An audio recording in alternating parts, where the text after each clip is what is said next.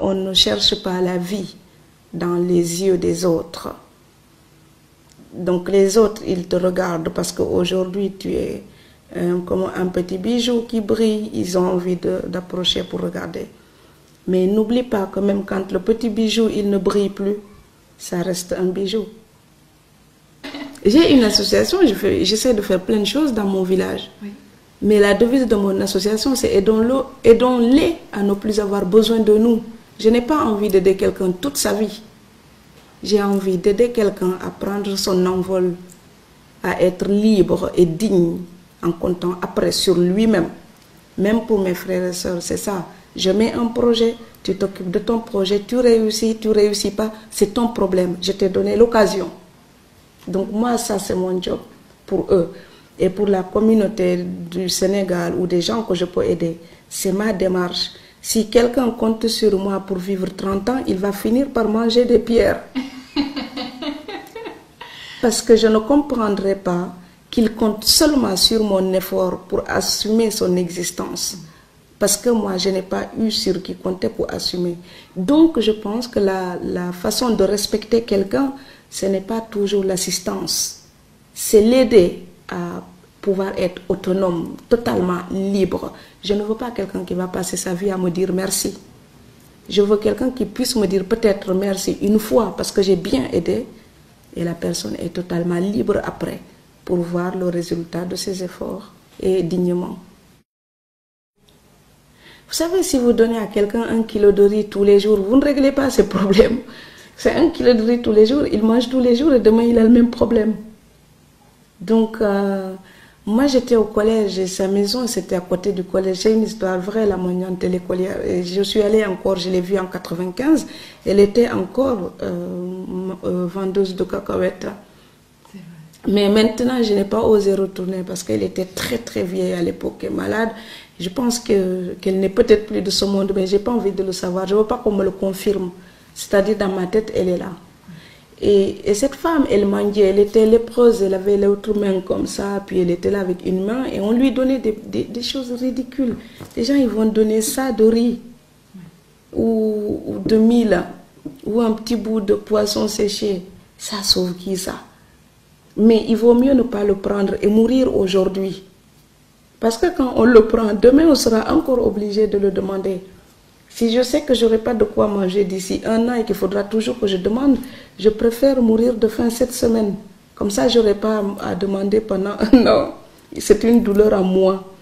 Et donc, comme j'avais mon argent de poche de collégienne et que j'avais travaillé, je lui ai donné cet argent. Elle a acheté simplement un sac d'arachide. C'est tout. Il y a le bois, elle l'a, le sel, elle a, l'eau, elle a. Donc, elle faisait les cacahuètes, elle vendait devant l'école. Et à partir de ce moment-là, elle ne mangeait plus du tout. C'est vraiment juste le capital pour acheter un sac d'arachide. C'est tellement, quand on y pense, il faut tellement 3 fois rien pour changer la vie de quelqu'un. Donc, je ne peux pas devenir individualiste. Je ne peux pas devenir individualiste, c'est-à-dire, je pense à une façon d'être solidaire, mais responsable. Il y a la solidarité traditionnelle africaine qui était là pour aider les plus démunis entre nous. Maintenant, il faut oser dire qu'elle est devenue aussi trafiquée, elle est tronquée, elle est hypocrite. Vous avez des tas de feignants qui sont là, qui vivent sur le dos des autres comme des saprofites. Donc, si je ne travaille pas, mon cousin, ma cousine ou ma soeur ou mon frère va me donner à manger. Ce n'est pas une vie. À un moment donné, il faut se dire, tout le monde a la responsabilité d'assumer son existence. Et on n'a pas les mêmes chances. Et ceux qui ont un peu plus de chance, ils doivent aider les autres à pouvoir avancer.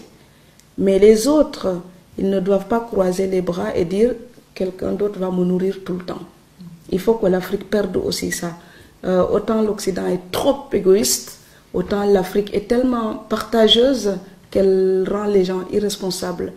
Je pense encore une fois que la solution est dans le mélange des deux, pour une moyenne. Voilà. Parce que quand ça devient une obligation, ce n'est plus un partage, c'est de l'esclavage. Il y a beaucoup d'immigrés qui sont là, qui n'osent même pas aller en vacances parce qu'il faut économiser pour le billet, économiser pour les cadeaux, pour tout le clan. Ces gens-là, quand ils n'osent plus partir en vacances, ils ne sont plus en liberté.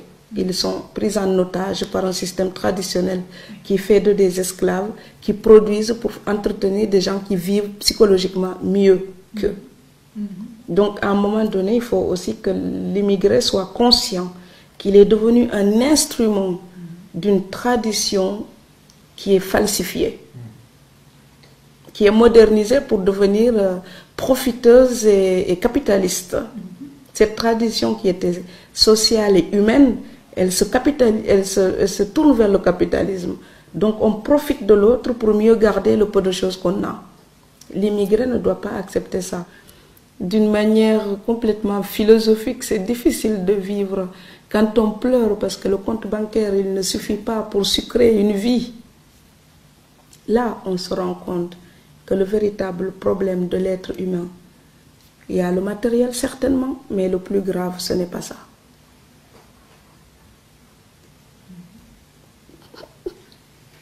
Donc maintenant, tout ce que la culture occidentale vomit, on amène ça aussi en Afrique. Ça aussi, c'est le sous-développement mental.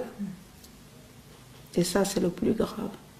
Donc c'est aussi aux Occidentaux, à un moment donné, d'une manière éthique, de repenser leur rapport à l'Afrique. Une vie meilleure, ce n'est pas forcément la France, l'Angleterre ou l'Italie. Une vie meilleure, c'est une abstraction. Si quelqu'un donne les moyens pour arriver à vivre mieux sa vie, même en étant dans un petit village perdu en Afrique, les gens, ils sentent leur existence s'améliorer, ils n'ont plus envie de partir. On ne va pas chercher l'eau dans le puits du voisin si on a un puits dans sa propre maison.